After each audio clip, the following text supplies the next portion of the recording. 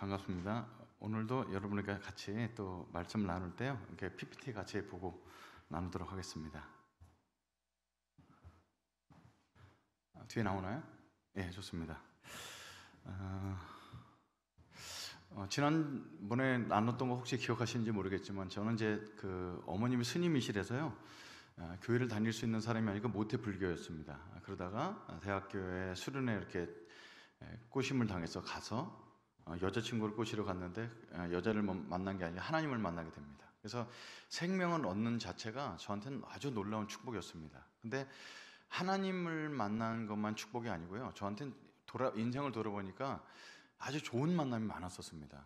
처음엔 저는 이제 보면은 이제 아버지가 알코올 중독이시고 끝까지 예수 믿는 걸 고사하고 돌아가실 때까지 술을 드시다가 돌아가신 분이 있어서 저는 이제 부모에 대한 복이 없고 이제 저희 누님도 정신박애가 소아마비 그러니까 만남이 복이 없다고 생각했는데 예수님을 만나고 돌아보니까 만남이 복이 많았습니다.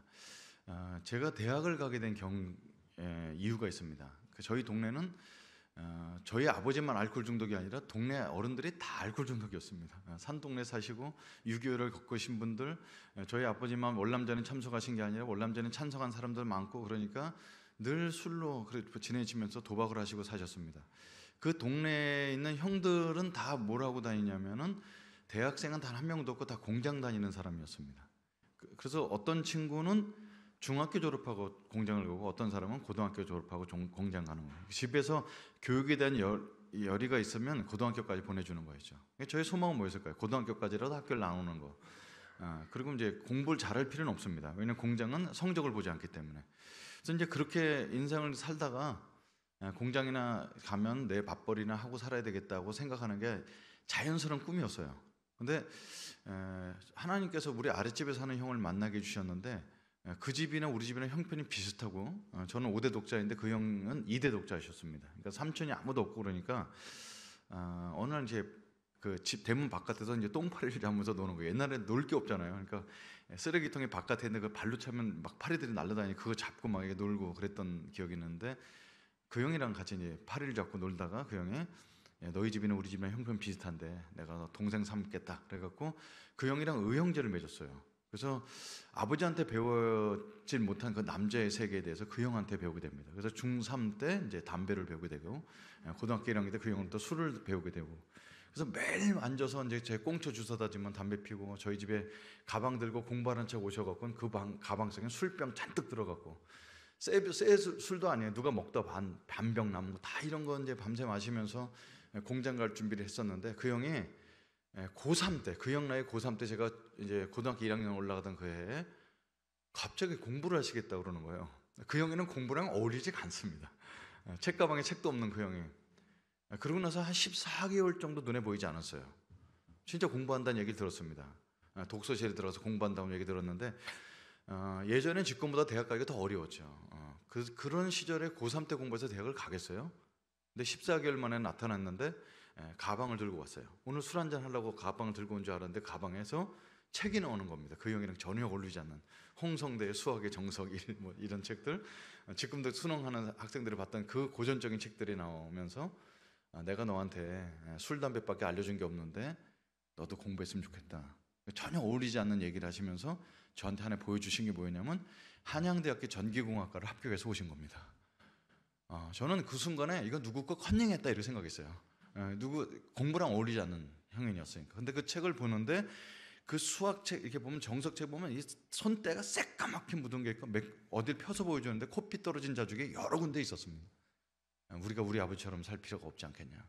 그날 책을 주고 갔는데 그 책이 사실상 뭐 가슴이 뛰었다 이런 건 너무 문학적인 표현이고 그 책이 막 이렇게 눌려갖고 공부를 평생 안 하고 고등학교 1학년까지 지냈던 제가 그 책이 이렇게 마음에 이렇게 밤에 부담이 되더라고요. 그래서 아침에 일어나서 제 마음이 있었던 얘기인지 모르지만 어머니한테 평생 돈 달라는 소리를 안 해봤던 제가 어머니한테 저 독서실 끊어주세요. 그랬더니 어머니가 놀라시면서 너가 공부를 다 하려고? 그래서 난 그 형이 간 독서실에 가야 돼요. 그 형 대학 갔는데 그 자리가 명당 자리 같아요. 그래서 이제 그 형이 전 풍수지리설을 믿었기 때문에 그 자리에 가서 공부를 하게 됩니다. 그 2년 공부를 했습니다. 그 형이 물려준 책 갖고. 그리고 깨달음이 왔죠. IQ가 다르구나 이런 걸 깨닫게 됩니다. 2년 공부해서 한양대학교 전기공학과는 갈 수가 없었죠. 재수까지 하게 됩니다. 집에 돈이 없으니까 학원비 같은 거 못 대주는 대신에 독서실에서 청소하고 문 열었다 닫았다 하는 그 기도라는, 옛날 때 독서를 기도라는 게 이제 문 열고 닫고 이제 청소해주고 이런 사람인데, 그거 해갖고 1년을 더 공부하게 됩니다. 그래서 우여곡절 끝에 간 게 이제 명지대학교 전기공학과를 가게 됩니다. 전공은 저랑 하나도 맞지 않았는데 무슨 소명인지 저는 전기공학을 했어야 됐어요. 그래서 그 형 덕분에 이제 대학에 대한 소망을 갖고, 그 형은 이제 소식이 끊긴 자는 전혀 모르고 살고 있는데, 또 대학을 갔더니 벤치에 앉아 있는 저에게 말을 그렇게 걸어오고 꼬시고 그래서 수련회까지 데리고 가지고 만날 때마다 밥 사주고 성경 공부해준 그 형님들 덕분에 예수님을 믿게 됩니다.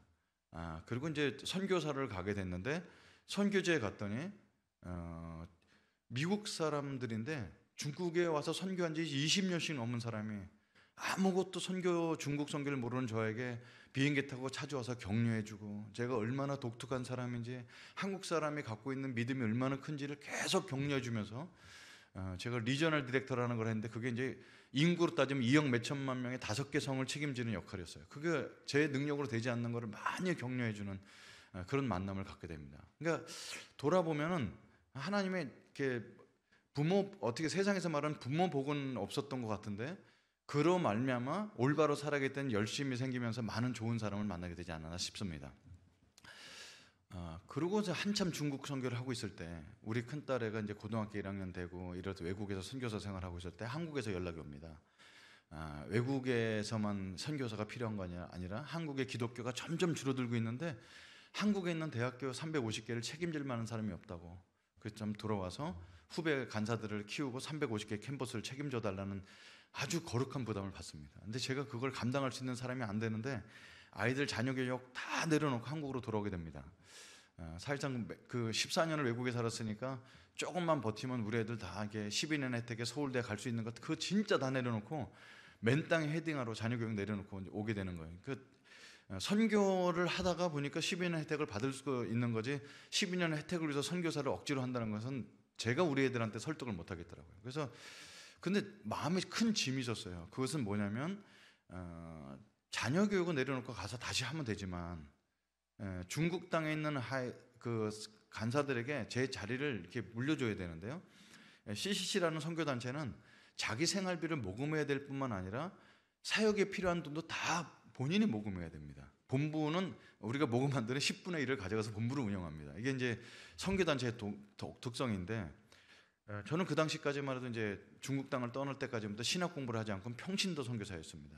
그러니까 교회 가서 후원을 요청하거나 이거 할 때 보면 이제 되게 어렵죠. 어떤 교회 가서 선교 보고를 하는데 당일까지 올라갔어요. 그래서 목사님이 앉아 있다가 혹시 선교사님 어느 신학교 나오셨나요? 이렇게 묻더라고요. 설교하기 직전인데. 그래서 아직 신학을 아는 평신도입니다. 그랬더니 광고를 올라가서 저 설교를 하시는데, 이 선교사님이 신학을 아직 안 하셨답니다. 그래서 강대상 밑에 내려가서 설교하시겠습니다. 그래서 올라갔다가 밑에 내려가서 설교한 적도 있어요. 예전에 문화가 그랬다는 거죠. 그러니까 이제 모금하기가 굉장히 어려웠었는데, 그래도 1년에 3천만 원 정도 이렇게 모금해서 살았어요. 제 생활 말고도 캠퍼스 사역을 하려면 모금을 해야 되니까. 여러분, 선교는 피와 땀과 눈물과 기도를 하는 거 사실인데, 돈 없으면 선교가 안 됩니다. 그래서 그 최소한의 비용을 모금해서 이제 했었는데, 문제는 그 중국 땅을 떠날 때 사역을 물려주는 건 쉬워요. 왜? 중국 친구들은 저보다 젊죠. 중국말 나보다 더 잘하죠. 사역은 아주 심플하죠. 근데 이 친구들이 자기 생활비 한 달 10만 원을 모금 못하고 살고 있는 중국 제자들에게 1년에 3천만 원씩을 니들이 모금해서 사역을 운영하는 게 너무 부담이 됐습니다. 그래서 하나님, 저희 자녀 교육도 다 내려놓은 거 아시죠? 사실은 그걸 우상으로 여기지 않고 살았던 거 내가 믿음으로 도전했습니다. 그런데 중국에 남아있는 제자들에게까지 그 무거운 모금의 짐을 물려주고 하는 게 너무 부담스럽습니다. 하나님, 어쨌든 제가 한국 땅에 들어가서 가까이 돈을 붙여줄 수 있는 문제는 안 되니까 이 친구들이 모금에 대한 부담을 좀 내려놓고 살 수 있게 해달라고 기도를 막 하는데, 하나님께서 제 마음속에 한인교회를 가봐라 이런 부담을 주시는 거예요. 여러분, 전 중국 땅에 살면서 한인교회를 한 번도 나가지 않았습니다. 왜냐하면 나가면 뭐 하시는 분이세요? 그러면 선교사입니다 이렇게 대답하도 못하고, 컴퓨터 파는 사람입니다 거짓말하기도 어렵고, 그래서 아예 한국 사람 만나지 않고 우리끼리 중국 사람들끼리 예배드리고 가정 예배를 드리고 이렇게 했었는데 한인교회 나가서 복음을 하자고 부탁을 하자니 자존심도 너무 상하고 너무 미안한 거 있죠. 근데 고민을 하다가 지금 자존심 부릴 때가 아니고 중국에 살고 있는 한국 분들 한인교회는 중국 선교에 부담이 있을 거다는 마음을 갖고 저희 동네에서 기차로 2시간 떨어진 곳에 한인들이 많이 모여 살았어요. 뭐 지금 얘기하자면 서울에서 대전 정도까지 떨어진 곳이죠. 저랑 아무 관계가 없는 동네인데 그래서 거기에 제일 큰 한인교회를 전화번호를 얻어서 전화를 했습니다. 여러분 중국에 있는 사람들은 저도 가명을 쓰지만 모든 목사님들도 다 가명을 다 쓰거든요. 그러니까 누가 누군지 모르는 상태라서 그 제일 큰 한인교회에 전화를 했더니 여자 집사님께서 전화를 받으셔서 담임 목사님을 만날 수 있는 기회를 주셨어요. 30분 시간 내줄 수 있다고. 그래서 중국 제자들에게 기도를 부탁하고 컴퓨터에다가 제 사역 같은 걸 다 소개를 담당해서 20-30분 동안 소개를 정말 간절히 하고 후원 좀 부탁합니다. 이렇게 부탁하려고 이제 기차를 타고 2시간 동안 가는 겁니다. 우리 중국 제자들에게 금식기도 부탁하고. 근데 가는 동안 이제 처음에는 복음에 대한 이게 막 기대감이 있다가 점점 다가오니까 가슴이 쪼그라드는 거예요. 이 3천만 원 모금하러 갔다가 나중에 아예 300만 원이라도 모금됐으면 좋겠다. 점점 쪼그라들어서 가는 거죠. 그래서 이제 택시 타고 가서 중국에 있는 한인교회는 공장 같은 걸 개조해 갖고 평상적인 공장인 거 주일날만 예배드리고 그럽니다. 그래서 이제 집사님 마중 나와서 담임 목사실을 저를 인도해 가는데 침묵이 흐르죠. 그래서 이제 담임 목사실을 똑똑 두들기고 이제 문을 열라고 하는 사이에 이제 들어오시랍니다. 하는데 그때 잠시 문고를 잡고 기도합니다. 하나님, 은총의 표정을 보여주십시오. 제가 한국 땅에 돌아갈 준비가 된다는 것도 주께서 응답하여 주십시오. 그러면서 이 목사님을 제가 오늘 처음 보지만 대화가 아주 잘 되든지 아는 분 만났으면 너무 좋겠습니다. 대화가 잘 되게. 그리고 이제 문을 열고 들어갔습니다. 근데 하나님 은혜로 그 담임 목사님을 제가 잘 아는 목사님을 만나게 됩니다. 그 목사님 누구냐면 어렸을 때 저한테 술과 담배를 알려주던 그 형님이 거기 담임 목사로 있는 거였어요. 그거 만나서 쳐다보는 가운데 서로 놀라는 거죠. 그 자리에 있어서 안 된 그 인간이 거기 앉아서 넥타이를 메고서 담임 목사리를 하고 있는 거예요. 전혀 어울리지 않는. 그 형도 저를 보고 너무 놀랐어요. 너가 그 사역이 그렇게 잘 되고 있다는 CCC 선교사였냐고. 그리고 껴안고 많이 울었습니다. 그리고 20년 동안 헤어져서 지냈던 수많은 이야기 나누면서 형은 어쩌다 예수님 믿게 됐어요. 말도 마라. 수련회 잘못 따라갔다 거기서 예수 믿게 됐어. 그것까지 너무 똑같아. 그래서 그 형이한테 컴퓨터 켜보지도 않고 그 집에 가서 그 형수님이랑 같이 밥 먹고 형수님한테 제가 큰 절을 했어요. 형수님 우리 형님 구원해 줘서 고맙다고 큰 절을 하고 밤새 얘기를 나누고 어머니는 건강하시는지 다 얘기 나누고. 그래서 그 형이 그 다음날 금요일이니까 저녁 때 한 400명 정도 차례기도 오는데 간증을 해줄 수 있냐고 그래서 30분 시간을 얻었습니다. 거의 이제 25분 동안은 우냐고 얘기를 못 하겠는 거예요. 뭐가 그렇게 많이 올라오는지 막 눈물이 너무 나서 말을 못 하겠더라고요. 그러니까 이제 5분밖에 안 남아서 5분 동안에 막 사진 많이 보여주면서 여러분 저는 한국으로 돌아가기 때문에 여러분이 후원을 받을 필요가 없습니다. 정말 여러분 저한테 후원 안 해도 괜찮습니다. 그런데 중국 땅에 남아있는 우리 제자들이 밥을 굶지 않도록 여러분이 좀 많이 도와주셨으면 감사하겠습니다 하고 머리를 숙이고 진짜 모금을 요청했습니다. 제가 이렇게 아주 간절히 얘기한 적은 거의 없는데 그래서 이제 끝났는데 철학이 통성기도가 굉장히 뜨거웠어요. 그러고 나서는 갑자기 임시당회가 열려서 장로님이 한 4-5번 되셨던데 담임 목사님이라고. 그 담임 목사님이 아는 동생이라고 소개도 안 했는데 그분들이 간증을 듣고 하는 가운데 매달 해마다 3천만 원씩 그 교회에서 다 책임지기로 결정 내리셨습니다.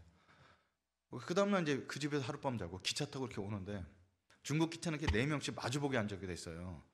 이렇게 의자가 고정식인데 이렇게 기차 타고 저희 타는 광주로 돌아오는데 이렇게 10여 년 중국 살았던 것이 막 눈물로 쏟아지기 시작하는 겁니다. 그리고 항상 고백을 했어요. 하나님 사역은 제 사역이 아닙니다. 정말 주님의 사역입니다. 이 사역은 제 사역이 아니라 주님의 사역입니다. 그렇게 고백하면서 내 사역처럼 했었죠. 근데 진짜 돌아보니까 주님의 사역이더라고요. 내가 책임질 게 하나도 없고 저는 기도하고 순종할 뿐이었습니다. 그거 생각하니까 막 눈물이 계속 나는데 앞에 있는 중국 남자가 이게 보더니 자꾸 휴지를 주는 거예요. 그 눈물을 닦으면서 또 눈물이 나는 거예요. 이게 제가 중국 땅에 갈 때는 중국 영혼들의 눈물을 닦아주러 갔는데 떠날 때가 되니까 중국 사람들이 제 눈물을 닦아주더라고요. 너무 감격스러웠습니다. 예수님 만난 그 풍성한 삶은 너무 감격스러운 거죠. 근데 풍성한 삶 속에서 돌아보면은 저는 지난달에 말씀드릴 때 제 가정이 생긴 게 너무 풍성한 삶이었고, 이렇게 주님이 아니면 이야기가 될 수가 없는 기적적인 것들을 많이 경험합니다. 그것도 풍성한 삶입니다. 이 만남도 풍성한 삶입니다. 그러면 우리는 예수님 만나서 이렇게 풍성하게 살면 돼요. 그냥 그럼 신앙의 전부라고 생각하면 되는데, 이게 신앙의 전부가 아니라는 데 문제가 있습니다. 사실상 여기 이 뒷부분서부터가 오늘 하고 싶은 얘기입니다. 오늘 청년이 와서, 저희 교회는 다 청년들이 많은 교회, 청년들밖에 없는 교회인데, 목사님 제가 이직을 위해서 계속 기도해 주시고 해서 취업이 됐습니다. 얼마나 좋냐. 이렇게 아주 대기업은 아니지만 공공기관과 연결돼서 공공기관에 준해서 일할 수 있는 나라의 재정을 갖고 하니까 얼마나 그 회사가 든든하고 좋냐. 근데 목사님 들어가서 장부를 보고 하는 과정 속에 자기보다 한 살밖에 안 많은 29살짜리가 제네시스 G90을 타고 다니길래 집이 부자인가 보다 했는데, 장부를 보니까 실제 지출은 5만 원밖에 쓰지 않는데 장부상으로 60만 원, 70만 원 써가면서 그거를 다 나눠 먹고 있다는 사실을 발견하게 됐습니다. 그러니까 말은 안 하는데 슬쩍 웃는 미소 같은 게, 너도 조금 있으면 통장에 돈이 꽂힐 거야 하는 눈빛을 갖고 말단직원으로 그 뒤에 비리되는 모든 서류를 만드는 역할을 그 친구가 하게 되는 겁니다. 그렇게 이직 준비해서 1년 만에 가서 직장에 갔는데, 그냥 눈 딱 감고 1년 열심히 해서 자기도 제네시스 뽑고 타고 다닐 수 있겠다는 거죠. 근데 예수님이 때문에 할 수 없는 거예요. 예수님 때문에. 목사님 이거 어떻게 했으면 좋겠습니까? 저는 이제 사장님 그룹도 있고 이제 창업한 그룹도 만나고 이렇게 여러 그룹을 소그룹을 하는데, 창업한 친구들이 다 청년들이죠. 30대 40대 초반도 있는데, 목사님 저희들 예수님 안 믿었으면 벌써 성공했습니다. 그런 친구들 꽤 있습니다.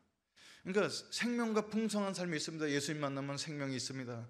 주님과 동행하면 기적을 보면서 풍성합니다. 이렇게만 되지 않고 실질적인 이런 문제들이 산전해 있는 가운데 우리가 어떻게 살거냐는 겁니다. 그래서 예수님은 우리에게 말씀하십니다. 내 마음을 다하며 목숨을 다하며 힘을 다하여 뜻을 다하여 주 너의 하나님을 사랑하고 또한 내 이웃을 내 자신같이 사랑하라 하였나이다.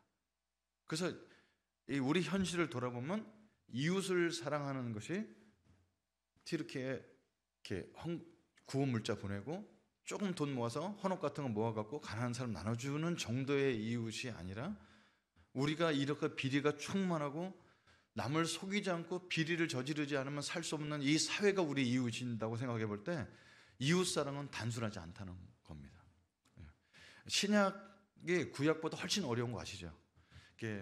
영화를 보면은 화면이 돌아가는 건 구약입니다. 그죠? 막 이렇게 사람이 돌아다니니까 그것만 봐도 대충 이해가는데, 그 사람들이 영어로 막 떠드는 건 못 알아들으니까 자막이 필요하죠. 그래서 영화의 필름은 구약이라고 보면은 자막은 신약과 같다. 저는 이렇게 비교해 볼 수 있습니다. 근데 자막만 봐서는 감동이 안 오죠. 지금 하나님을 사랑하고 이웃을 사랑하는 게 굉장히 쉬운 얘기 같고 개념 같은데, 이거를 신약은 굉장히 압축해 놓은 겁니다. 이거를 풀어놓은 것이 오늘 여러분과 같이 읽었던 아모스서입니다. 아까 읽었던 너희는 나를 찾으라 그리하면 살리라, 너희는 악을 미워하고 선을 사랑하며 성문에서 정의를 세울지어다. 요거를 잠깐만 풀어보도록 하겠습니다. 아모스는 평신도였습니다. 뽕나무 재배자. 지금 얘기하면 과수원직이었어요. 근데 이분이 성령에 충만하면서 하나님의 말씀을 받습니다. 왜? 지금 성전에서 일하는 제사장들의 이 사람들 다 부패했기 때문에 주께서 과수원직을 통해서 말씀하시는 거예요. 이 사람은 제사만 드리고 앉아있는 것에 대한 비판이 굉장히 심했고요, 정의와 공의의 선지자라는 별명을 갖고 있습니다.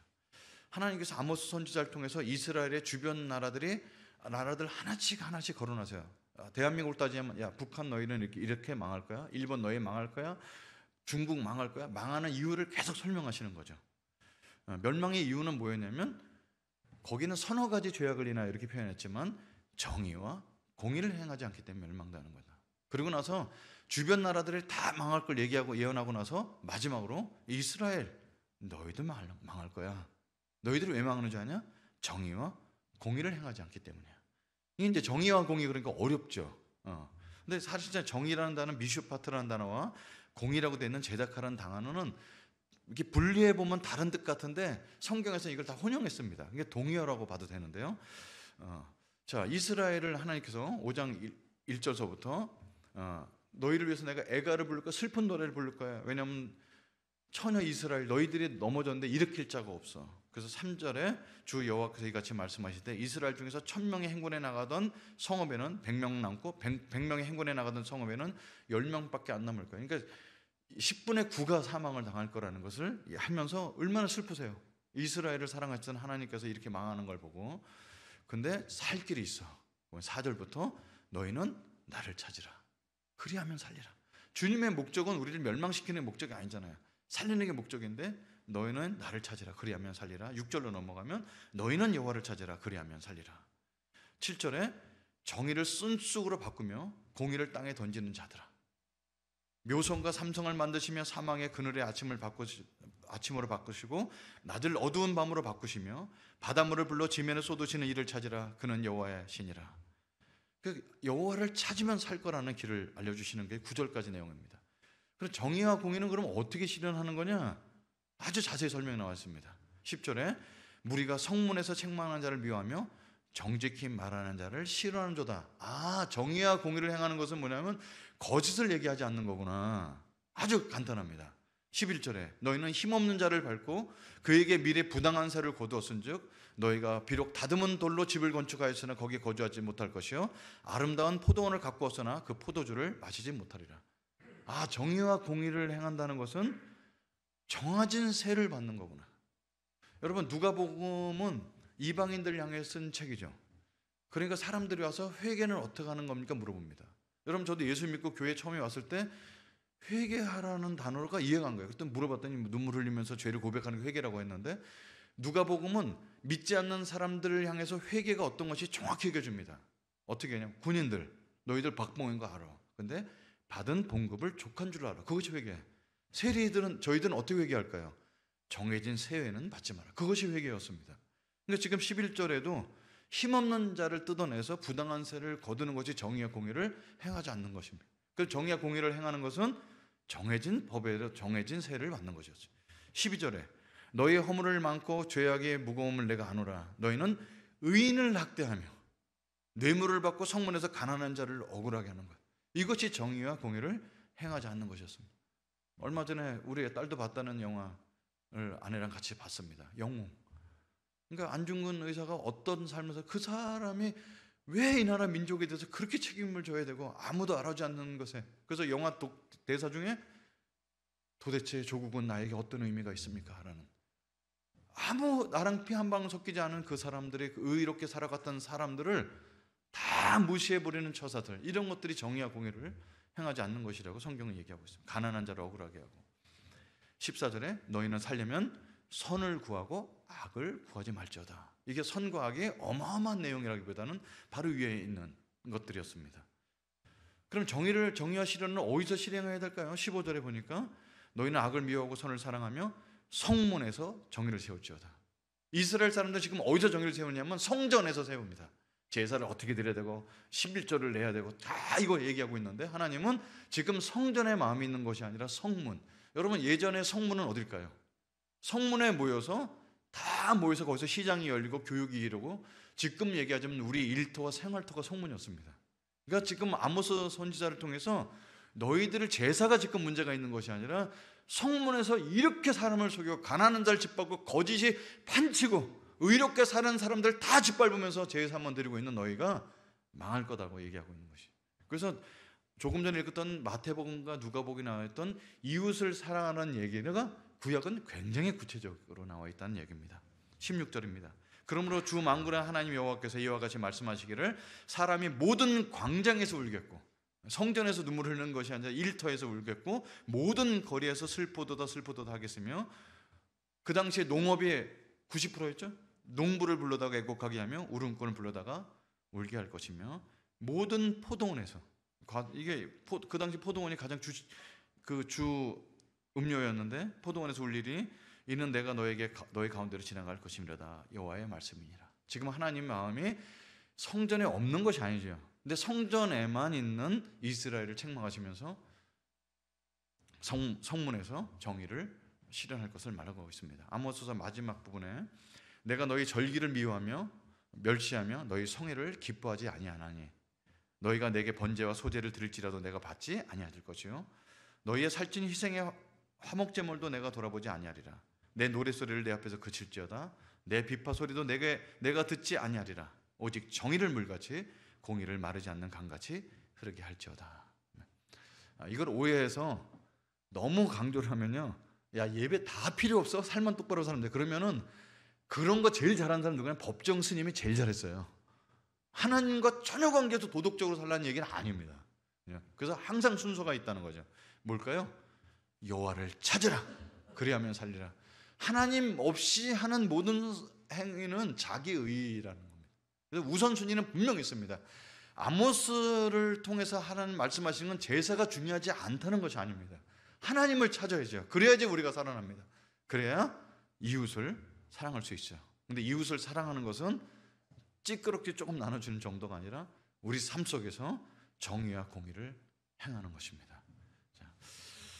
생활 선교사라는 단어를 만들어 지금 이제 8년째 하고 있는데, 이건 창의적인 단어는 아니고요, 그냥 생활 속에서 선교사처럼 살자는 그냥 있는 용어죠. 그럼 생활 선교사는 뭐냐면 신실한 성도라는 뜻입니다. 성도라는 단어가 가장 좋은 성경에 있는 단어인데, 거룩하게 구별된 제자의 삶. 근데 성도라는 단어는 일반 교회에서 집사가 되기 전에 부르는 단어이기 때문에 너무 퇴락이 되기 때문에 이거를 생활 선교사라고 바꿔서 얘기하는 겁니다. 근데 거기 신실한이라는 데가 단어를 붙였습니다. 왜 그럴까요? 예전에 신실하다는 뜻은 뭐냐면 교회 충성 봉사하고 삶을 다 드린 사람이 신실한 성도였습니다.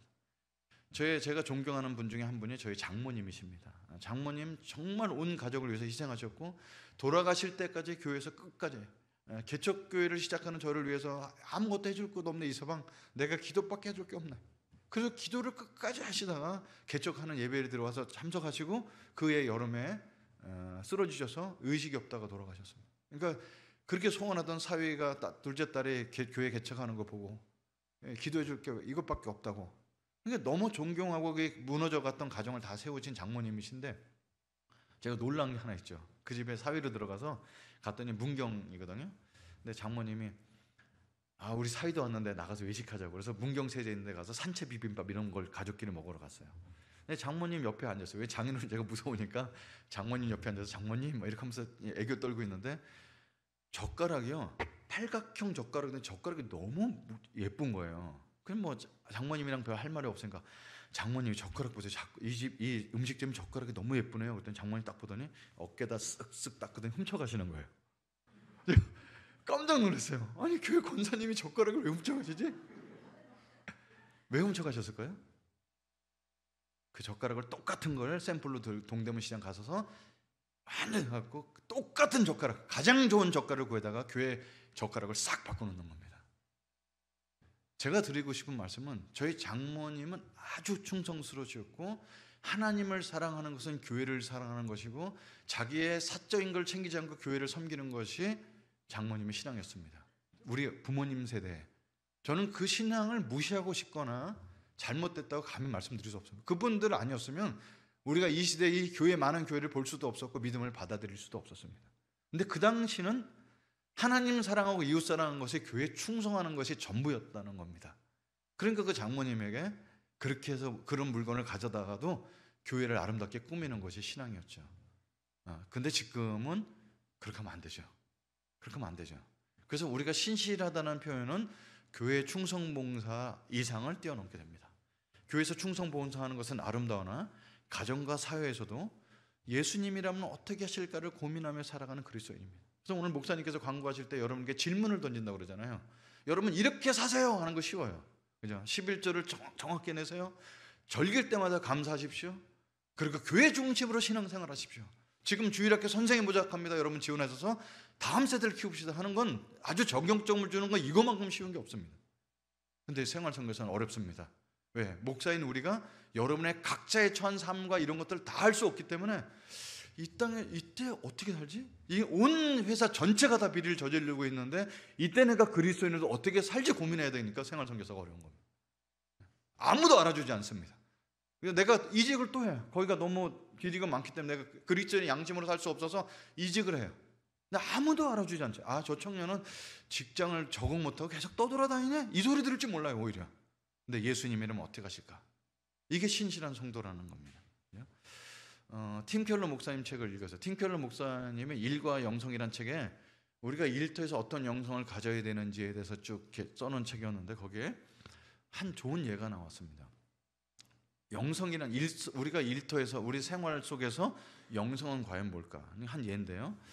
1989년 2월 24일 날 뉴질랜드행 비행기가 이렇게 떴는데요. 비행기가 무슨 문제가 있었는지 옆구리가 터져나가면서 이게 추락하게 됩니다. 이 비행기 이 데이터를 찍어보면 비행기가 옆구리 터진 비행기가 나와요.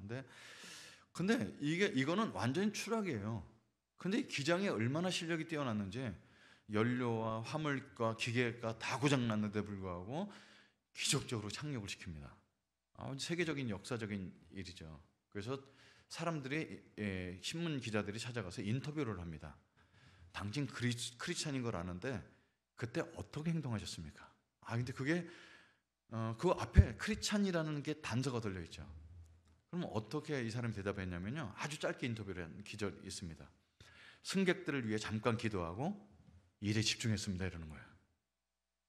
그래서 팀 켈러 목사님이 이 사건을 스크랩을 해서 책을 넣었는데 일터에서 영성이란 그 일에 대한 책임감과 그 일에 대한 능숙함이 영성이라는 겁니다. 그 일에 대한 책임감과 능숙함이 이거 쉬운 얘기 아닙니다. 그 회사에서 내가 꼭 필요한 사람이고 알아주든 알아주지 않든 그 일을 사명감 있게 감당하는 사람인가. 그 어쩌면 아주 바보 소리 듣기 좋은 사람일 수도 있습니다. 그래서 이거 책임감과 능숙함. 내가 가정주부면 이 가정을 돌보고 지금 맡겨준 아이를 키우는 것이 굉장히 중요하죠. 저희 교회 처음에 2, 3년 동안 나타났던 현상 한 중에 뭐였냐면 저희 교회는 어떠다 보니까 예전에 사역자에 있던 가정들이 많았어요. 지금은 사역을 하지 않는데 평신도 사역을 그냥 평신도로 돌아갔는데 CCG 간사 출신이 이렇게 막 이런 분들이 많이 왔어요. 간사를 그만두고 제가 이제 간사 출신이니까 이해할 줄 알고 온 거죠. 근데 아기 낳고 키우면서 영적으로 너무 침체되어 있는 거예요. 그래서 왜 침체됐냐 했더니 예전에 2, 3년 전만 해도 내가 캠퍼스를 다니면서 그렇게 전도가 학생들을 많이 육성했는데 지금은 이 아기 기저귀 가는 거 이것밖에 못하고 있다고. 그럼 지금 아기를 키우고 기저귀 가는 게 얼마나 중요한데 마음에 그 많은 학생들에서 전도하는 것이 더 중요하다고 생각하면서 우울증이 걸려있는 가정주부들이 여럿 있었습니다. 어렵죠. 물론 대학생들 같이 커피 마시고 뛰어다니면 MT하고 이러면 참 재밌는데 해도 표시 안 나는 기저귀 또 갈고 기저귀 또 갈고 다 수건 채워놨는데 그 다음날 일주일 지나면 수건 또 비어있어 또 채워넣는 무한 반복적인 이 일을 하는 것에서 생활 선교사를 찾기는 굉장히 어려운 줄 압니다.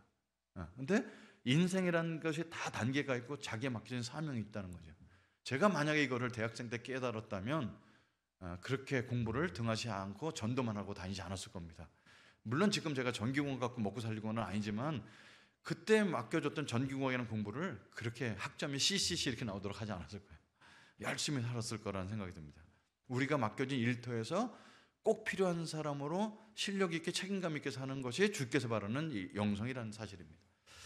어느 날 이제 우리 막내딸이랑 얘기하다가 야 우리가 빛과 소금으로 살아야 되지 않겠냐. 근데 아빠 늘 빛과 소금 얘기하지만 빛과 소금이 좀 애매해요. 청년들이 알아듣기 쉽게 설명해 주세요. 그렇구나. 빛으로 소금을 살라는 게 애매할 수 있겠지. 그러다가 이제 사람이요 항상 이렇게 질문을 가지면 답이 나와요. 인터넷을 뒤지다가 이런 그림을 발견했어요. 이거 예수 믿지 않는 사람이 그려서 낙서해서 올린 건데 너무 빛과 소금을 잘 설명해갖고 이 사람 믿지 않는 사람이니까 그렇게 빛과 소금을 설명한 건 아니죠. 근데 제가 이걸 보고 빛과 소금이 떠올랐다는 겁니다. 아주 심플하게 얘기해서 빛이라는 것은 예수님의 성품. 그래서 예수님의 향기.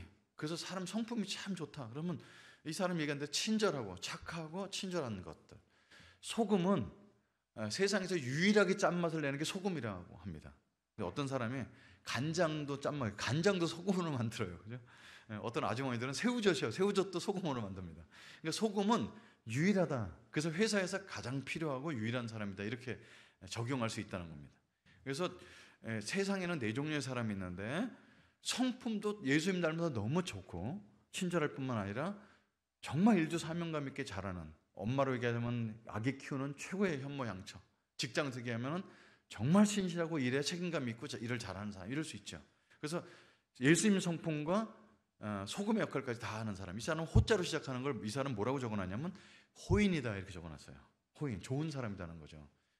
그래서 그리스도 내가 일터에서 생활 속에서 내가 그리스도인입니다 얘기한다는 것은 성질도 다스려야 될 뿐만 아니라 일에 대한 실력도 있어야 된다 이렇게 봅니다.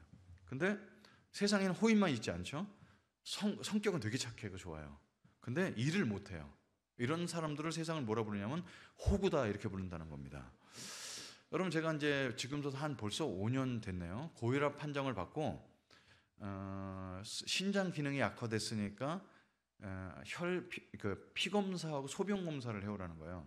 그래서 제가 이제 그 사무실에 있다가 그래서 오늘 소변 검사하고 피 검사하러 가야 되는데 아무 병원 가는 게 좀 그러니까 웬만하면 찾아갖고 크리스찬 병원을 가는 거죠. 그래서 웬만하면 돈을 똑같이 벌더라도 기독병원에 돈을 벌어준 게 나니까. 그래서 찾아갔어요. 그리고 이제 3층에 딱 올라갔는데 문을 열고 들어가자면 음악에 마커스 찬양단이 딱 나오는 거예요. 이건 일반 사람들은 모르지만 크리스찬들은 알죠. 음악만 들어도 이 크리스찬 음악이지. 야, 기독교 병원 다르구나. 근데 간호사님이 너무 이쁘고 성령 충만하게 생겼어요. 어서 오세요. 그래서 성령님 막 벌써 입에서 흥얼흥얼 찬양이 나오는 것 같아요. 그래서 진짜 마음이 안심이 되더라고요. 그래서 제가 피 검사하고 소변 검사하러 왔습니다. 했더니 앉으세요. 병원이 작으니까 직접 피를 뽑아주는데 팔 걷으세요. 그래서 피를 뽑는데 꽂았다가 뺐다가 꽂았다가 뺐다가 나 5번을 하는 거예요. 난 이렇게 아프게 피 뽑는 거 처음 봤어요. 그러더니 움직이지 마세요. 피를 2통을 뽑는데 너무 아팠습니다. 그러니까 벌써 피를 뽑는데 벌써 시커멓게 죽어요. 그래서 여기다 이제 붙이고서 소변 검사하고 내고 나가는데 너무 웃으면서 저 이승재님 죄송하지만 아까 피 양이 모자라서 한 번 더 뽑겠습니다. 그래서 오른쪽에서 3번 꽂아요. 세상에 피를 뽑는다고 8방울을 꾼 재봉틀질을 하고 있는 거잖아요. 제가 그 병원에 다시 갔을까요? 안 갔을까요? 안 갑니다.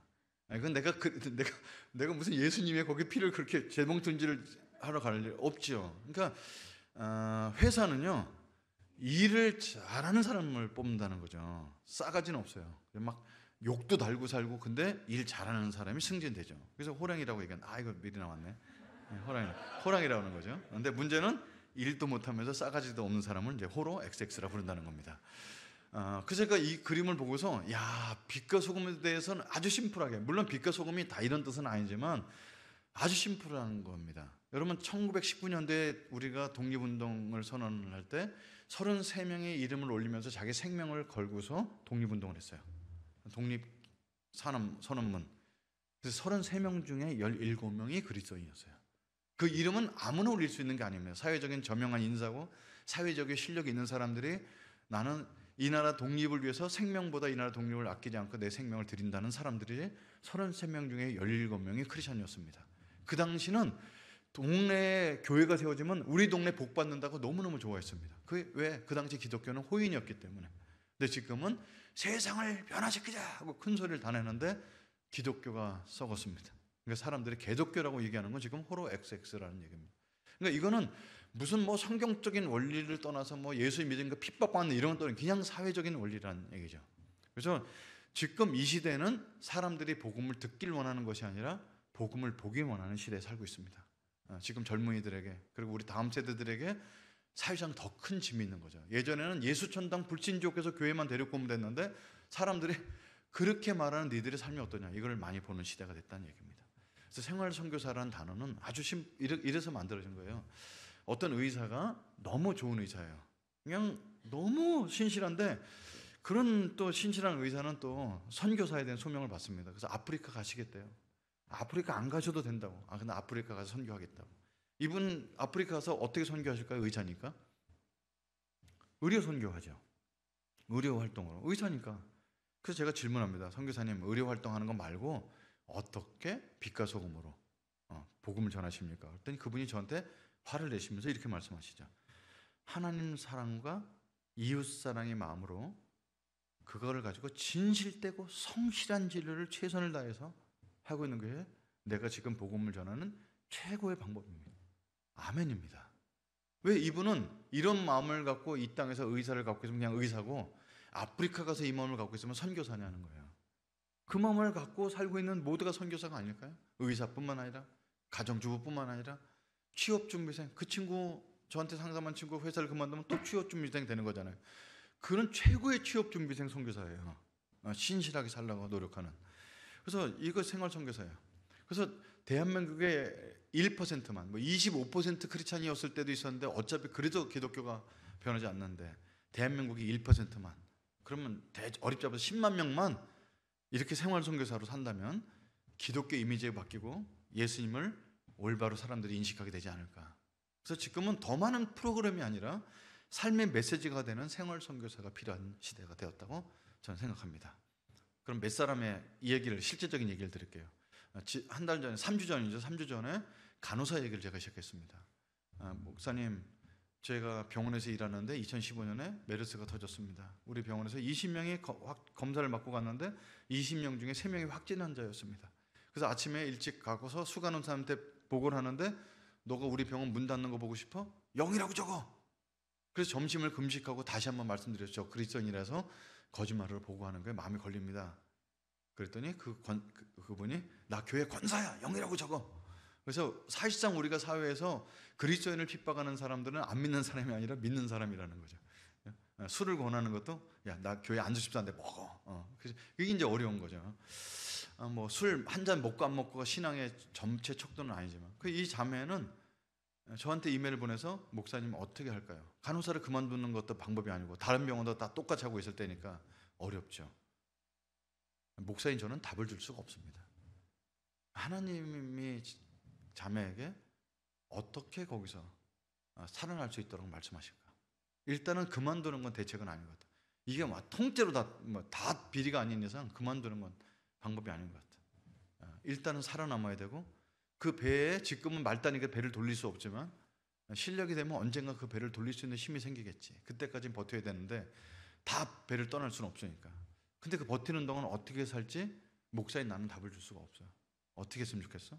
일주일 뒤에 다시 이메일이 왔습니다. 목사님, 저는 제가 말단으로서 이 비리를 막 떠든다고 될 것도 아니고 다 병원마다 그러고 있는 거 제가 바꿀 수 없다는 걸 알게 됐습니다.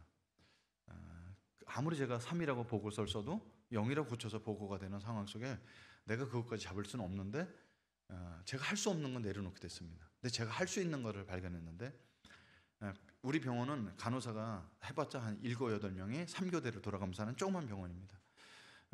제가 출근하자마자 앞에 있는 간호사가 바로 퇴근해 버립니다. 제가 있다가 새로운 간호사가 출근하면 저를 바로 퇴근합니다. 간호사 세계는 피곤하니까요. 근데 병원에서 사고는 언제 나냐면 앞에 있는 간호사가 퇴근하고 새로운 간호사가 와갖고 차트를 보고 이렇게 하다가 그때 이제 파악하기가 어려운 거죠. 30분 정도 약간 암흑기 같은 시간이 있습니다. 아무도 제게 일찍 나오라고 출근하라고 권해주지 않았지만 하나님의 감동으로 제가 말단으로 할 수 있는 것은 10분 일찍 출근해서 앞에 있는 간호사 마무리하는 걸 도와주면서 인계인수를 잘 받는 거라고 생각했습니다. 그리고 10분 늦게 퇴근하면서 뒤에 있는 간호사에게 인계인수를 잘 해주려고 합니다. 근데 목사님이 20분밖에 안 된다고 생각하지만 20분 피곤한 가운데 더 병원에 머무는 건 제 나름대로 희생이라고 생각하는데, 혹시 이렇게 조그만 것도 생활 선교사로 제가 하는 걸까요? 아멘입니다. 아멘. 언제 하나님께서 이 간호사 보고 전 의료 체계를 바꾸라고 그랬어요? 그렇게 할 수 있는 사람은 해도 되죠. 어떤 사람은 흑인이 천대받고 사는 걸 보지 못해서 생명을 걸고 흑인을 해방 운동을 하는 사람이 있습니다. 그런데 어떤 사람은 그런 배짱이 없으면 자기가 할 수 있는 걸 하는 거죠. 그래서 이 간호사는 그렇게 생활 선교사 삶을 시작했습니다. 자, 저는 이제 한 달에 한 번씩 사장들 모임을 지금 8년째 하고 있는데, 지금 저거보다 한 3배 정도 많아졌는데요. 사장님 모아서 옛날 제자들이긴 하죠. 제가 성경 공부도 물론 하지만 팀 켈러의 일가 영성책을 한 챕터씩 나누면서 책의 내용을 전달하는 것이 아니라 그들이 생활 선교에서 어떻게 사는지를 물어보는 거예요. 왜? 말단 직원이 회사를 바꾸는 건 너무 어려운데 사장들이잖아. 당신들은 중소기업 회사가 직원이 30명이 됐던 3명이 됐던 사장이 바뀔 수가 있으니까. 그래서 이제 부담이 엄청, 저는 성경 공부하러 왔는데 굉장히 부담이 큰 거죠. 교회 헌금을 더해라 뭐 이런 얘기는 전혀 하지 않습니다. 어떻게 생활 선교사. 그중에 이제 맨 앞줄에 있는 사장님이 저는 킹덤 컴퍼니를 꿈꾸면서 하나님 나라 있는 회사를 꿈꿨는데, 예전 같으면 신회를 만들어요. 직원이 30명쯤 되니까. 근데 그렇게 하는 게 아닌 것 같아서 모든 사람들이 다 알아들을 수 있는 용어로 회사 구호를 바꿨어요. 꿈꾸는 회사, 건강한 회사. 그래서 제주도에 2박 3일을 가서 이제 워크숍을 하는 거죠. 어떻게 하면 우리 회사가 건강할까? 어떻게 우리 꿈이 이루어질까? 그래서 직원들이 낸 여러 가지 아이디어를 다 수렴을 했는데, 어떤 아이디어가 처음에 나오면 금연을 작정하면 포상금을 달라는 그런 아이디어가 나왔어요. 아니, 금연은 지네들한테 사장이 돈을 왜 내야 돼요? 그래서 금연하면 20만 원 포상금. 근데 금연 원래 담배 안 피는 사람이 따지는 거죠. 원래 담배 안 피는데요. 그러면 너는 이렇게 베팅을 해라. A라는 사람이 금연을 했을 때 너 거기 가면 자기도 20만 원 받는 거예요. 그래서 이제 하는데 금연에 실패하고 20만 원 토할 때 다 같이 토해야 되는 거예요. 그러니까 아무튼 그렇게 다 짜고 점심 시간을 30분 늘려달라서 늘려주는 대신에 핸드폰 보고 있으면 안 되고 테니스를 치든지 탁구를 치든지 해갖고 수원 만석공원 옆에 있는 회사니까 공원을 이용해서 조깅과 이런 것들을 할 수 있도록 다 제공을 해주는 거예요. 그리고 이 친구는 운동만 하고 이렇게 해서 건강해지지 않는다는 걸 알죠. 영적인 건강을 생각하는데 영적인 건강과 함께 가정의 건강을 생각한 거예요. 말로는 얘기 안 했지만. 그래서 한 가정씩 부릅니다. 김 과장, 우리 회사에 일한 지 얼마 됐지? 8년 됐습니다. 자네 꿈이 뭔가? 소원이 뭔가? 물어봤어요. 여러분 중소기업에서 과장 되는 사람의 소원이 뭔 것 같아요? 아주 소박했어요. 비수기 때 제주도에 2박 3일이라도 가족끼리 비수기 때 놀러 가는 게 소망이었대요. 그래서 포상금 120만 원을 주고 제주도 2박 3일 놀러 갔다 오도록 하니까 목금토일 4박 5일 놀러 갔다 오는 거죠. 그래서 그다음 차장 물어서 차장, 자네는 소원이 뭔가 그랬더니 이미 소문이 돌아갔고 저도 2박 3일 제주도. 그래? 그래서 이제 불렀어요. 그래서 똑같이 퍼주는 거죠. 그러니까 바보 같은 짓을 옛날 때 사장실에 불려가면은 실적 없다고 얘기하고 혼나고 있을 텐데 사장실에 불려가면 포상금을 받고 제주 갈 수 있으니까. 근데 네 번째 가정을 똑같이 했어요. 자네도 제주도 2박 3일인가? 예. 잘 다녀오게. 그리고 가정이 건강해야 된다는 잔소리를 아주 조금만 하고 부부관계를 잘 회복하고 오라고 보냈는데 거기서 역사가 일어났습니다. 저는 이 직원을 직접 만나 들었거든요. 4박 5일 잘하고 제주도에서 올라오는데 아내가 얘기하는 거죠. 여보 요새 사장이 왜 저래? 회사를 왜 그래? 그럼 그 남편 직원이 뭐라고 그랬을까요? 우리 사장님은 예수 믿어 훌륭해. 이런 소리 안 합니다. 그래서 사장님이 뭐라고 그랬냐면 미쳐서 그래. 그게 크리스찬이 선을 베풀어서 들으는 첫 번째 소리입니다. 미쳐서 그래. 예수 때문에 미쳤잖아. 근데 아내가 뭐라고 그랬냐면 나 결혼하기 전에 교회 다녔었는데 당신도 교회 다닌다는 약속을 받고 같이 결혼했는데 지금 보니까 나도 안 나가는 사람이 됐네. 그 사장님 어떤 교회 나간지 우리 다음에 한번 나가보는 게 어떠냐고 권합니다. 월요일 아침에 출근해서 이 직원이 사장실에 끼웃거리는 거죠. 무슨 일 있냐고 그랬더니 제가 가고 싶은 건 아니고요. 제 아내가 한번 가보고 싶답니다. 그 10년 동안 새로운 직원 왔을 때 그렇게 사형일을 뒤밀면서 저복음을 전해서 한 명도 교회에 안 나오던 회사 직원들이 나오기 시작합니다. 물론 여기서 말하는 포인트는 이런 방법으로 꼬셔서 교회에 데리고 나오라는 얘기가 아닙니다. 그냥 그 직원들을 이웃처럼 사랑한 거죠. 이 사람이 할 수 있는 거. 그냥 말로 다 사랑해 회식 사주는 게 아니라 나름대로 이 회사들이 건강하려면 이 친구들이 건강해야 된다고 한 거예요. 그래서 물어봤어요. 회사에 실적이 많이 올랐냐 그랬더니 실적은 안 오른대요. 근데 이직률은 뚝 떨어졌다고 하더라고요. 그런 효과를 보는 건 이제 보너스예요. 이 간증을 하고 있던 옆에 있던 사장님이 벌써 1년이 됐죠. 1년 됐을 텐데 목사님 저는 그렇게 이 유사장처럼 큰 회사는 아닌데 조그만 회사인데 저희 직원 해봐야 4명밖에 안 됩니다. 근데 제가 최근에 어떤 일이 있었냐면은 하면서 1년 전 얘기를 하는 거예요. 말을 안 하고 있다가 저희 회사에 이제 맞벌이 하는 부부가 있었고 남자가 이제 디자이너인데 아내가 셋째를 임신한 거예요. 근데 원래 계획이 없던 임신이래요. 그래서 이제 밥을 먹고 있는데 우리 맞벌이해도 둘 키우기 어려운데 이제 뭐 임신인 걸 알게 됐으니까 다음 주나 가서 좀 아기를 지우려고 합니다. 뭐 이렇게 이런 얘기를 한 거죠. 근데 이 친구는 이제 크리스찬 사장이니까 한마디 한 거예요. 야 생명은 너가 교회를 안 다니면 생명은 하나님 주신 거야. 그거를 함부로 지울 생각하는 건 말이 안 돼. 라고 이제 권면했는데 그게 마음에 걸렸는데 쭈삣쭈삣하다가 2, 3주 지나서 아기를 지울 타이밍을 놓쳤어요. 그래서 이제 만삭이 돼서 아내가 배를 불러오는데 아기를 낳게 됐다는 소식을 듣게 됐어요. 벌써 그게 막 몇 개월이 지난 거죠. 그래서 이제 아내가 이제 출근을 못하고 애 셋을 키우는데 이 사장이 마음이 걸리는 거죠. 그거 신경 쓸 거 아니에요. 왜냐하면 디자이너사 다른 회사보다 월급을 2, 30만 원 더 주고 있으니까 충분히 그럴 수 있는데 마음이 걸리는 거죠. 계속해서 이 친구는 우리 회사에 와서 일용할 양식을 나를 통해서 공급받고 있는데 맞벌이 하다가 저 한 사람 갖고 일하는 것 갖고 3명을 키우긴 되게 어려울 텐데 사장이 그것과 신경 쓸 필요는 없지만 그날 밤에 불러서 퇴근하기 때 야 내가 너만 월급을 올려줄 수는 없다. 어려운 건 아는데 너가 어렵다는 얘기 한 번도 하지 않았지만 네 아내가 아기를 어느 정도 키워서 다시 복직할 때까지 내 월급에서 큰 돈은 아니지만 60만 원 정도를 내 월급에서 너한테 지원해 주고 싶다. 그냥 이건 특별한 건 아닌데 너가 받겠냐? 했더니 갑자기 눈시울이 붉어지면서 그 60만 원이 얼마나 크고 작은 건 떠나서 기도를 받고 이렇게 하루를 이렇게 마무리했던 얘기를 나누더라고요. 그러고 나서는 여기 와서 되게 부끄럽게 목사님 저는 생활 선교사로 이렇게밖에 안 되는데 이것도 생활 선교사일까요? 아멘이죠. 근데 언제 이 사장님 보고 회사를 다 이렇게 만들어? 그러니까 제가 드리는 포인트가 있어요. 생활 선교사는 어떤 정형화된 것이 아니라는 겁니다. 우리 교회 청년보다 되게 어리잖아요. 우리 교회 청년도 되게 어린 나이에 결혼을 하는데요. 결혼식을 마치고 와서는 1,800만 원 저한테 들고 왔어요. 이 돈 뭐 하려고 그랬더니 좋은 데 써주세요. 이 돈이 어디서 난 돈이냐? 축하금 받은 돈이에요. 이거 니들 써야 돼.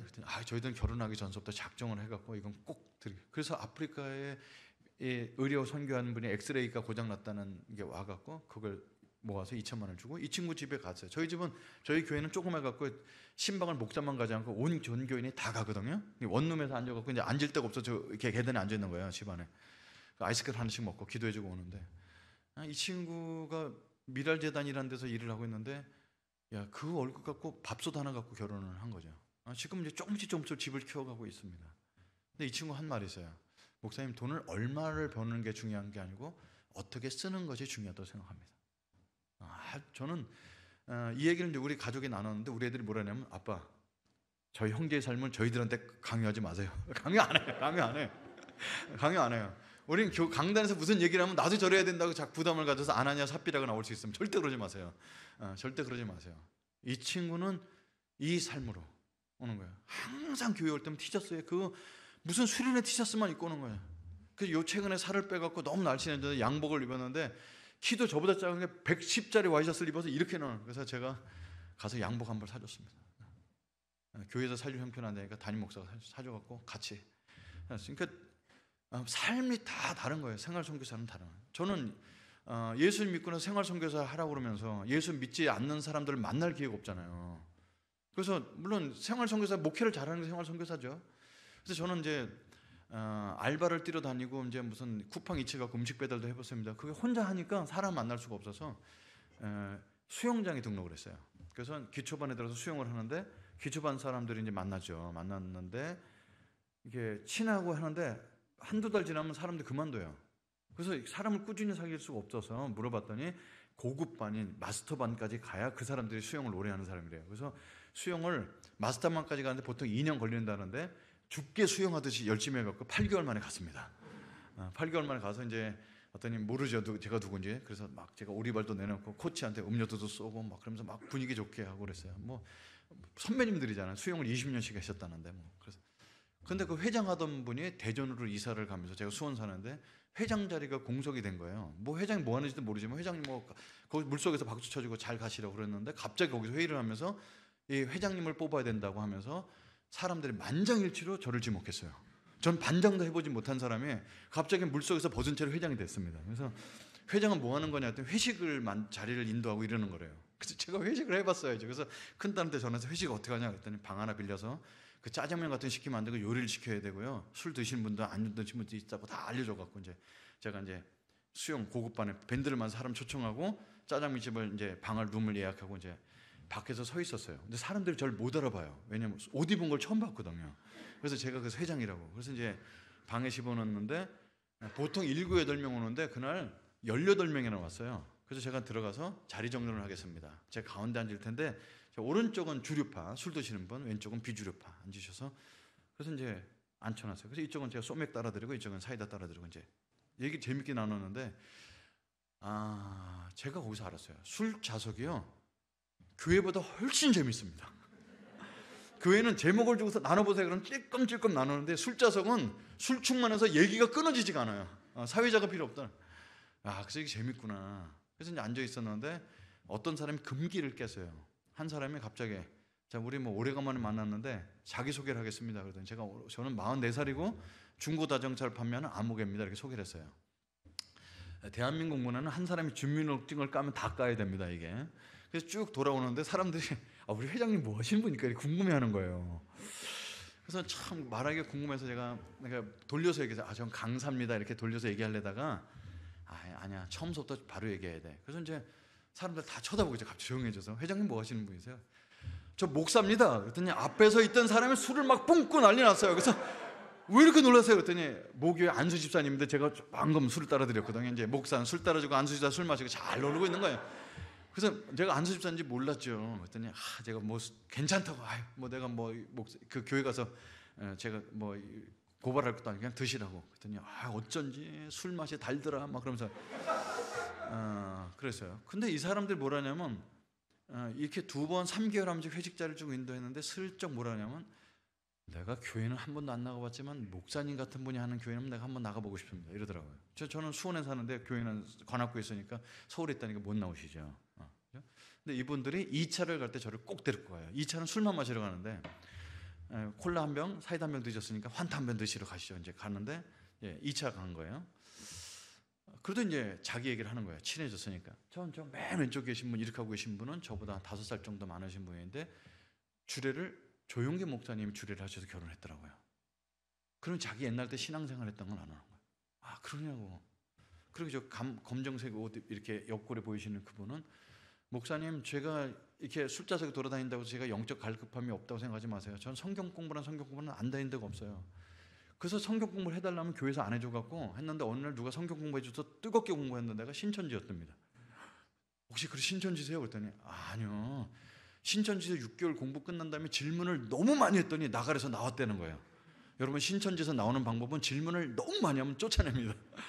그러면서 자기의 신앙생활과 갈등과 가난한 성도가 된 얘기를 다 하는 거예요. 저 맨 뒤에 앉은 친구는 수모를 디자인한 친구인데 어머님이 권사님. 여러분, 교회 안에가 아니라 술자석에 가봐도 전도할 사람이 깔려있다는 걸 알게 됩니다. 그리고 그냥 친구처럼 지내고 있는데 코로나가 터졌어요.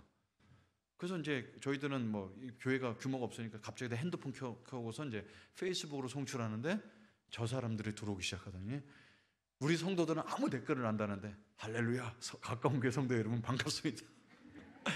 그리고 우리 교회 청년들 1,000원, 2,000원 헌금하는 청년이 많았는데 이 사람들은 10만 원씩 막 온라인으로 하는구나. 그래서 저는 형님 무슨 헌금을 이렇게 많이 하셨어요? 그랬더니 목사님이 연소는 10만 원씩 값어치 있습니다. 저희 교회는 코로나 기간 때문에 돈을 버는 교회입니다. 지금 물론 다시 안 나오고 얼마 전에 홈파티를 하자고 그래서 목사님 모셔놓고 강연을 듣고 싶다. 왜 많은 곳에 강연하러 다니는 이 사람 설교라고 잘 모르는 강연을. 그래서 제가 제 강연도 간증이 들어있는 거 올려줬는데 단톡방으로 이걸 보고서 친척들한테 퍼나르려고 그러면서 목사님 강연을 듣고 싶다 해서 지난 성탄절 때는 우리끼리 사무실에 모여서 일부는 각자 갖고 온 음식을 나눠 먹고 그리고 2부 시간에 제가 강연했는데 끝난 다음에 박수를 치면서 이런 강연은 진짜 최고의 강연이었다. 그래서 너무 감사하면 좋은 친구로 지내고 있습니다. 당장 이들이 예수님 믿고 결단하고 우리 교회 나오고 그런 건 전혀 아닙니다. 근데 최소한 이 사람들은 기독교에 대한 이미지가 바뀌었어요. 기독교의 이미지가 바뀌었어요. 언젠간 주변에 있는 교회에 나갈 수 있겠죠. 그래서 여러분, 제 말씀이 많이 길었죠. 당신 안 불러줄 것 같아서 오늘 좀 길게 했습니다. 생활 선교사는 아주 새로운 게 아닙니다. 신실한 성도로 살아가는 겁니다. 근데 신실함을 교회에서뿐만 아니라 삶 속에서도 신실함을 추구하고 주님이라면 어떻게 할까 물어보고 사는데 모든 사람들이 다 다른 모양으로 로마서 12장 1절 2절에는 거룩한 산제사로 드리라, 하나님 뜻이 무엇인지 분별하라 다 나왔는데 12장 3절이 훨씬 더 은혜가 됩니다. 믿음의 분량대로 하라. 여러분, 누구를 따라할 필요 없습니다. 목사님이 뭐라고 해도 목사님은 항상 제가 같이 한 달에 한 번씩 만나는데 질문을 드리죠. 그래서 여러분, 하나님 앞에서 누가 알아주든 못 알아주든 예수님이라면 내 삶 속에서 어떻게 내 삶을 영위할까를 생각해 보시면서 주님께 물어보시면서 신실한 성도로 생활 성교로 살아가는 여러분이 되기를 간절히 축원합니다. 기도하겠습니다.